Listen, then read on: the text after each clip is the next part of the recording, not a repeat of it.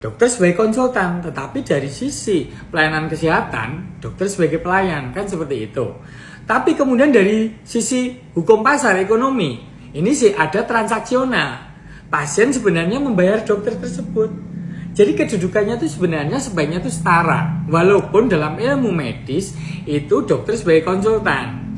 Nah, di samping beban kerja tadi, dokter kadang-kadang juga memiliki skill komunikasi yang belum baik, belum optimal. Jadi kadang-kadang terjadi selip kata atau kemudian terjadi mungkin saling potong memotong kalimat, itu suka terjadi.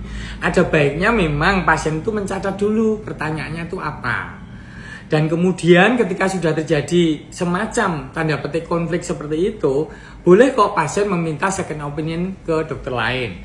Karena terus terang aja ketika sudah terjadi suasana membeku seperti itu, karena kalimat atau statement seperti itu, sebenarnya terjadi lebih banyak dari sisi nakes ya, sisi dokter. Karena itu sebenarnya bahasa satir ya, karena jelas kan jawabannya nggak perlu ada jawaban, jelas dokternya sini, pasiennya di situ. Tetapi kemudian bisa juga dari sudut bahasa yang lain, itu sebenarnya sifatnya itu sebagai retorika forensik. Jadi bermaksud untuk membuat pihak yang lain, dalam hal ini di sebelah meja pasien itu merasa bersalah karena sudah terlalu berlebihan dalam hal komunikasi.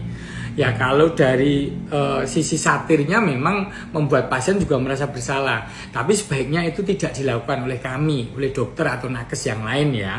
Tetapi pasien juga sebaiknya introspeksi diri untuk supaya terjadi diskusi terbuka itu sebaiknya tidak hobi self diagnosis.